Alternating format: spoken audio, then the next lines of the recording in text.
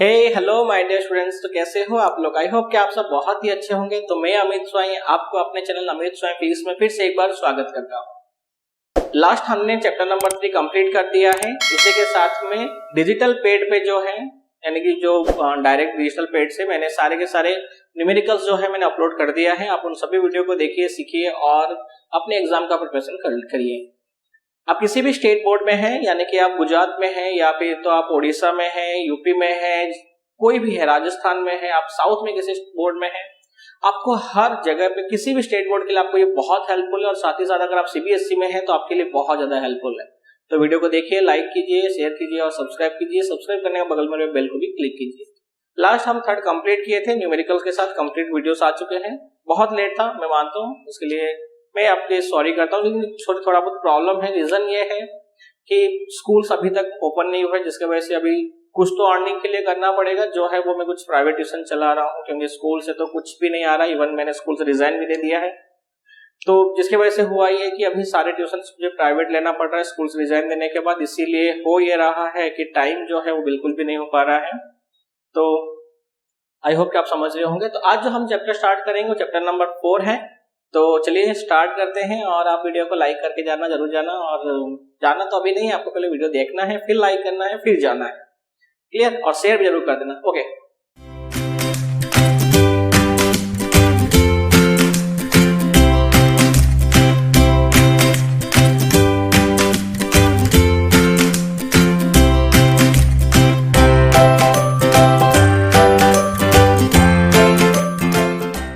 तो हम जो आज देखेंगे वो है चैप्टर नंबर 4। कौन सा है? Moving charges and magnetism. इसमें हम क्या देखेंगे? आज हम देखेंगे चैप्टर का इंट्रोडक्शन एंड ऑर्स्टेड्स ऑब्जर्वेशन। इसमें हम इंट्रोडक्शन देखेंगे, ऑर्स्टेड का ऑब्जर्वेशन देखेंगे, उन्होंने क्या देखा। तो उससे पहले मैं थोड़ा सा आपको ले जाता हूँ हिस्ट्री में। आपने 6th में, 5th में और 7th में, ये 3 में से किसी एक ना किसी एक स्टैंडर्ड में, और किसी भी आप बोर्ड में है, सीबीएसई में है, स्टेट में है, किसी में भी है, आपने ये कहानी जरूर सुना होगा। क्या था वो कहानी? आपको याद होगा कि एक मैग्नेसिया छोटा सा आइलैंड था, जहां पे एक शेफर्ड यानी एक चरवा था, जो अपने क्या करता था, मवेशियों को चराने आता था। ऐसे टाइम पे उसके जो लकड़ी था, डंडा था, उसके नीचे के पार्ट में कुछ क्या था, मेटल्स लगे थे। उन मेटल में कुछ ब्लैक ब्लैक कलर यानी काला कलर के पत्थर लगे, कुछ ब्लैक स्टोन्स लगे, चिपक गए थे। उसको वो अपने गांव में लेके आता है। उसके बाद क्या किया होगा? आपको क्या लगता है? कुछ चिपक रहा है तो मैजिक दिखाया होगा, मुझे क्या पता, आपको भी ढूंढ लेना थोड़ा बहुत, है ना। जो भी था, इस तरह से हमें एक पत्थर मिला, ब्लैक स्टोन मिला, जिसको हमने कहा क्या? मैग्नेट कहा हमने इसको, है ना। ये ब्लैक कलर के स्टोन को, पत्थर को क्या कहा गया? मैग्नेट कहा गया। बाद में इसके ऊपर रिसर्च शुरू हुआ और ये अलग से अपना क्या किया? ब्रांच बन गया, जिसके ऊपर लोगों ने स्टडी किया जानने की। तो साइंटिस्ट को उसके ऊपर जानने की बहुत ज्यादा ये हुआ होगा, है ना, बहुत ज्यादा वो एक्साइटेड होंगे। रीजन क्या था? एक पत्थर है, तो दूसरे मेटल को अपनी ओर अट्रैक्ट कर रहा है। एकदम नया लगेगा। जब भी मैं भी या आप भी जब पहली बार मैग्नेट देखे होंगे, चिपक रहा है, बहुत ही अजीब सा लगता होगा। लेकिन इलेक्ट्रिसिटी से बहुत पहले से क्या है, चल रहा था। इसका एक अलग ही क्या था, डेवलपमेंट हो रहा था, इसका अलग से ही काम चल रहा था। तो इस तरह से ये दो अलग अलग डिफरेंट ब्रांचेस थे, जिसमें हम एक तरफ मैग्नेटिज्म को पढ़ रहे थे, एक प्रॉपर्टी को पढ़ रहे थे मैटर के, और एक तरफ हम पढ़ रहे थे इलेक्ट्रिसिटी को, जिसमें बहुत सारे इन्वेंशन होना शुरू हो गए थे बहुत पहले से, है ना। यानी कि 18th सेंचुरी के स्टार्टिंग में आपको पता होगा कि क्या किया था हमने। तो उस टाइम पे हमने बहुत सारे इन्वेंशन ऑलरेडी कर लिए थे। बहुत सारे इन्वेंशन का मतलब, फॉर एग्जांपल सेल बना दिया था अलेक्जेंडर वोल्टा ने, है ना। फिर बहुत सारे काम चल रहे थे उसके ऊपर, नो डाउट। लेकिन मैग्नेटिज्म को किसी ने इलेक्ट्रिसिटी के साथ जोड़ा नहीं था। ये दो डिफरेंट ब्रांचेस थे, इसके अंदर किसी तरह का रिलेशन नहीं था। तो आज जो हम चैप्टर पढ़ रहे हैं, moving charges and magnetism, basically ये क्या है कि जब करंट किसी कंडक्टिंग वायर से फ्लो होता है तो उस करंट का मैग्नेटिक इफेक्ट क्या होगा, हम उसके बारे में इस चैप्टर में पढ़ेंगे। हम मैग्नेट के बारे में नहीं पढ़ने वाले, हम पढ़ेंगे करंट का मैग्नेटिक इफेक्ट क्या है। क्लियर? जिसको सबसे पहले ऑब्जर्व करने वाले, यानी जिसके वजह से ये ब्रांच पूरी तरह से आ गया, वो थे ऑर्स्टेड।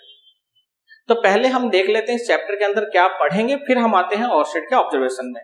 पहला टॉपिक आपको यहीं पे दिख रहा है, हम पढ़ने वाले हैं ऑर्स्टेड ऑब्जर्वेशन। अब आते हैं हम क्या क्या पढ़ेंगे। तो चैप्टर के अंदर हम इसके बाद हम एनसीईआरटी के अकॉर्डिंग नहीं जाएंगे, हम बेसिकली स्टेप बाय स्टेप जाएंगे। इसके बाद सबसे पहले आता है क्या है, जब हमें मैग्नेटिक फील्ड के बारे में पता चला तो इसके बारे में सबसे पहले फील्ड को किसी ने एक्सप्लेन किया था, वो थे बायो-सावर्ट। ठीक है, याद रखना ये ऑब्जर्वेशन हुआ था 1803 में, है ना, 1803 यानी 1803 में इसको देखा गया था। ये प्रूफ हो पाया नहीं कि एक स्टूडेंट थे आरोगो, उन्होंने प्रूव किया था 1820 में, 17 साल बाद जाके प्रूव हुआ कि हाँ कोई रिलेशन है। रीजन क्या था, सीधी सी बात है, ओर्स्टेड एक टीचर थे और टीचर की कौन सुनता है, क्लियर, वही चीज है। तो सुनते हैं स्टूडेंट सुनते हैं, और कौन सुनता है, इसलिए तो आरोगो ने उनके स्टूडेंट ने ही उसको आगे जाके प्रूव किया, बाकी लोगों ने सुना ही नहीं। तो जो भी है, तो ओर्स्टेड के ये ऑब्जर्वेशन के बाद जो है वो लगभग 17 इयर्स का पूरा टाइम लिया और 1820 में जाकर 1820 में जाके क्या हुआ, प्रूव हो पाके हाँ कोई रिलेशन है, yes there is a relation between the electric current and magnetic field. उसके बाद जाके इसके ऊपर बहुत सारे रिसर्च हुए, जैसे आप जानते हो आज के हमारे पास ये ब्रांच है। फिर धीरे धीरे जो है अब इसके बाद जो मतलब जैसे ओर्स्टेड का ये प्रूफ होने के बाद तो फिर आता है Biot-Savart law. Biot-Savart law basically क्या था, ये था कि जो इलेक्ट्रिक फील्ड जो उन्होंने शो किया कि इलेक्ट्रिक फील्ड जो है मैग्नेटिक फील्ड प्रोड्यूस कर सकता है, उसको उन्होंने रिलेशन शो करके उन्होंने एक फील्ड का वैल्यू दिया, जिसमें हम देखेंगे पहले ओर्स्टेड लॉ देखेंगे, फिर उसका यूज करेंगे, हम रिंग की इलेक्ट्रिक फील्ड फाइंड करेंगे, जो मोस्ट आईएमपी क्वेश्चन है आप लोगों के लिए, आपके स्टेट बोर्ड में हो, सीबीएसई में हो, किसी में भी, ठीक है। उसके बाद हम आते कहाँ हैं, तो ये टॉपिक कंप्लीट होने के बाद हम धीरे धीरे आगे बढ़ेंगे। उसके बाद हम देखेंगे एम्पियर सर्किटल लॉ, ठीक है, उसके फिर हम यूज देखेंगे, फिर फील्ड बहुत सारे रिलेशंस देखेंगे, फिर इस तरह से टॉपिक आगे आगे इंक्रीज होगा। फिर हम आएंगे फोर्स तक, क्लियर, फोर्स फिर हम देखेंगे, फिर पार्टिकल की मूविंग देखेंगे, उसका डायरेक्शन देखेंगे इलेक्ट्रिक फील्ड के अंदर, इवन हम साइक्लोट्रॉन क्या है, बहुत सारी चीजें हम इसमें सब टॉपिक कंप्लीट करेंगे। बहुत ही सिंपल है, 17 to 18 लेक्चर होने वाला है, तो सारे वीडियो को पाने के लिए प्लीज वीडियो को लाइक कर देना, बार बार कह रहा हूँ लाइक करना, जाने से पहले जरूर सब्सक्राइब करके जाना, ओके। तो इंट्रोडक्शन तो हमारा सिंपल था, वो हम आते हैं जो हमारा मेन टॉपिक है, ओर्स्टेड ऑब्जर्वेशन। ओर्स्टेड ने क्या ऑब्जर्व किया, ओर्स्टेड जैसे मैंने आपको स्टार्टिंग में कहा कि एक टीचर थे, ठीक है, तो आपको याद होगा कि हमारे यहाँ पे बहुत पहले गुरुकुल का प्रथा चल रहा था, नो डाउट बहुत अच्छा था, लेकिन कमी हर किसी चीज में होता है। अभी इसके लिए कुछ लोग आ जाएंगे यहाँ पे कमेंट में, है ना, गाली गलौज नहीं करना भाई, तो वो जैसा भी हो, लेकिन कमी थी। वो कमी क्या था, वो था साइंस की एजुकेशन, ठीक है। आप सिर्फ थोड़ा सा सोच के देखिए कि 1803 में 1803 में ओर्स्टेड अपने क्लास में इलेक्ट्रिक सर्किट बता रहे थे, जहां पर उन्होंने एक्सीडेंटली देखा क्या, ये रिलेशन। और 1803 में अपनी कंट्री में क्या हो रहा था, नो डाउट सबसे पहले तो हम गुलाम थे अंग्रेजों के, ठीक है, कहीं ना कहीं गलती हमारी थी। फिर उसके बाद एजुकेशन पहले से भी उतनी अच्छी नहीं थी और बाद में उन्होंने आके और खराब कर दिया, ठीक है। तो इस तरह से जो भी है, तो ये जो प्रॉब्लम था ना, आप खाली इमेजिन कीजिए कि जो डिफरेंस था वो डिफरेंस कहीं ना कहीं आज भी हो जा रहा है हमारे यहाँ के स्कूल्स और वहां के स्कूल्स में, इवन छोड़ो उसको। तो ओर्स्टेड के जो ऑब्जर्वेशन था वो ये था कि जब वो क्लास के अंदर अपने स्टूडेंट्स को एक इलेक्ट्रिक सर्किट दिखा रहे थे, हो सकता है कि वो कंडक्टर नॉन कंडक्टर बता रहे हो, जो भी बता रहे हैं, मुझे उसके बारे में आइडिया नहीं है, आपको पता हो तो मुझे बता देना कमेंट सेक्शन में, है ना, कमेंट में बता के जाना कि ओर्स्टेड एक्चुअली उस टाइम पे कर क्या रहे थे। तो बेसिकली क्या था, सपोज ये कंडक्टर है, सपोज करो कि आयरन रॉड है, और ये जो कंडक्टर है ना, ये कनेक्टेड था किससे, एक बैटरी से, क्लियर, कुछ इस तरह से। तो क्या होगा, सिंपल, सपोज करो कि वो बता रहे थे कि इस कंडक्टर है कि नॉन कंडक्टर है, तो मैं उसको चेक कैसे करूंगा, तो अगर मैं चेक करूंगा तो बहुत सिंपल सा है, या तो मैं यहाँ पे जोड़ूंगा वोल्ट मीटर और एमीटर, या मैंने सिंपल से यहाँ पे जोड़ दिया है बल्ब। अब अगर ये कंडक्टर होगा, सपोज करो कि आयरन है, तो ऑब्वियसली कंडक्टर होगा, जब इसमें से करंट फ्लो होगा ये डायरेक्शन में ऐसे, है ना, तो ये करंट क्या करेगा, बल्ब को ग्लो करा देगा, यानी बल्ब जलेगा, रोशनी देगी। उस टाइम पे उनसे क्या हुआ था ना, उन्होंने गलती से यहां पे क्या किए थे, एक कंपास को छोड़ दिया था। फिलहाल हमारा नॉर्थ डायरेक्शन साउथ डायरेक्शन कैसा होता है, तो नॉर्थ ऊपर की ओर होता है, साउथ नीचे की तरफ होता है। तो सपोज ये सिचुएशन था उस कंपास में, क्लियर। अब क्या होगा, जब इसमें से करंट फ्लो हुआ तो ये जो कंपास है ना, ये कुछ ऐसा डिफ्लेक्ट हो गया, यानी ऐसे कुछ बिग शॉप दिखा दिया, जो पहले ये था वो ऐसा हो गया था। अब इसको उन्होंने इनिशियली तो ऑब्जर्वेशन नहीं किया था, ऑब्जर्व नहीं किए थे, लेकिन जब इस सर्किट को बंद करने गए थे, यानी सपोज फिलहाल ओपन है, जैसे ही क्लोज हुआ करंट फ्लो होना स्टार्ट हो गया, तब उन्होंने इसको ऑब्जर्व किया। जैसे उन्होंने स्विच को ऑन ऑफ किए तो ऐसे कंडीशन में देखा कि ये जो यहाँ पे कंपास है ना, जो मैग्नेटिक कंपास है, ये मैग्नेटिक कंपास क्या कर रहा है कि डिफ्लेक्शन शो कर रहा है, यानी कि यहां से ये कंडीशन आ रहा है, डिफ्लेक्शन हो रहा है। और ये डिफ्लेक्शन उनको क्या है, उनके दिमाग के अंदर यानी उनके माइंड में स्ट्राइक किया कि हो क्यों रहा है, क्योंकि ये तो मैग्नेट है, मैग्नेट तो करंट का कोई रिलेशन है नहीं, क्योंकि पहले तो कोई था ही नहीं। आपको याद, अभी मैंने इनिशियली कहा कि दोनों ही अलग अलग ब्रांचेस में डेवलप हो रहा था। तो उनको लगा कि इससे ये कैसे हो सकता है, लेकिन जब इन्होंने इसको रिपीट किए बार बार तो उनको दिखा कि हाँ, ये तो इसी से ही हो रहा है, यानी ये जो करंट इसमें से फ्लो हो रहा है, ये करंट क्या कर रहा है, यहाँ पे इस कंपास के अंदर डिफ्लेक्शन पैदा कर रहा है, ठीक है। और तब जाके उनको लगा कि नहीं, क्या हो रहा है, इलेक्ट्रिसिटी का ही क्या हो रहा है, कोई मैग्नेटिक इफेक्ट यहाँ प्रोड्यूस हो रहा है, जिसको उन्होंने काफी प्रूव करने की कोशिश की, काफी बोला, किसी ने सुना ही नहीं कि नहीं ऐसा हो ही नहीं सकता है, ठीक है। और इस तरह से हमें एक रिलेशन मिला ऑर्स्टेड के वजह से, कौन सा, electric current can produce magnetic effect, विद्युत धारा क्या कर सकता है, चुंबकीय प्रभाव उत्पन्न कर सकता है।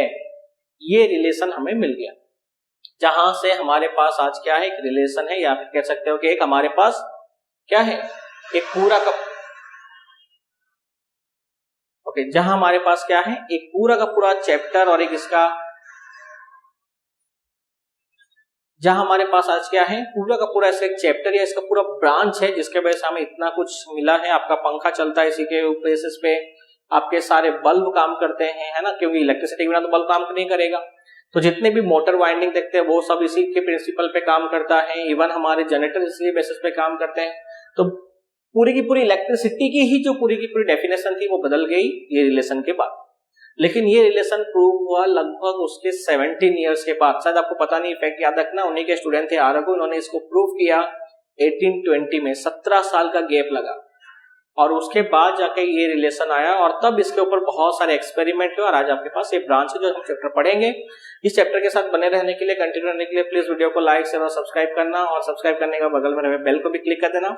और मुझे बताना कि क्या आपको ये पता था कि ऑर्स्टेड ने एक्सपेरिमेंट किया और 17 साल बाद जाके इसको प्रूव किया गया, यानी आरगो ने किया था। और पता है तो कमेंट सेक्शन में जरूर बताना मुझे। ओके, तो वीडियो को प्लीज लाइक करके जाना। Okay bye. सो बने रहिए, वीडियो को सेफ रहिए। स्कूल्स खुलने के तो कोई आसार लग नहीं रहे हैं। गुजरात गवर्नमेंट, जो फिलहाल मैं गुजरात में हूँ, तो गुजरात स्टेट गवर्नमेंट के साथ मैंने काफी टाइम तक काम भी किया है, पेपर चेकिंग से लेके बहुत सारी चीजों में।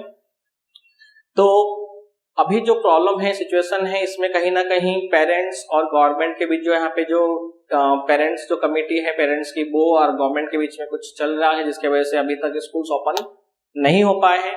पता नहीं कब स्कूल ओपन होगा, क्योंकि 10th और 12th जो है सबसे ज्यादा नुकसान यही दो बैचेस को हो रहा है, जो बड़ी स्कूलें हैं। क्योंकि मैं इवन जानता हूँ कि कहाँ पे क्या प्रॉब्लम हो रहा है, क्योंकि मैं ऐसे सोसाइटी से बिलोंग कर रहा हूँ जहाँ पे मैं दोनों तरह को देख रहा हूँ, यानी एक हायर सोसाइटी को भी ऑब्जर्व कर रहा हूँ, एक लोअर सोसाइटी को भी ऑब्जर्व कर रहा हूँ। हायर सोसाइटी की जो एजुकेशन है ना, वो ऑनलाइन बहुत अच्छी हो रही है, नो डाउट। मेरे भी कुछ फ्रेंड्स हैं जो प्राइवेट ट्यूशन ले रहे हैं, सिंगल स्टूडेंट से अच्छी खासी अमाउंट पे कर रहे हैं, बहुत अच्छा है, ठीक है। और इवन ऑनलाइन क्लासेस भी है, कोई प्रॉब्लम नहीं। लेकिन जो लोअर जो है बेचारे थोड़े से नीचे हो, जो ऐसे स्कूलों के अंदर हैं कि जहां से बहुत अच्छी उनकी एजुकेशन नहीं हो पा रही है। 11-12 स्टैंडर्ड में सोचो कि हायर सेकेंडरी की बोर्ड की एग्जाम है, जिसको गवर्नमेंट ने क्लियर कर दिया कि 12th की बोर्ड एग्जाम होगी ही होगी, जो होनी भी चाहिए मेरे ख्याल से, लेकिन उसके लिए अभी उन्होंने कुछ नहीं किया ना।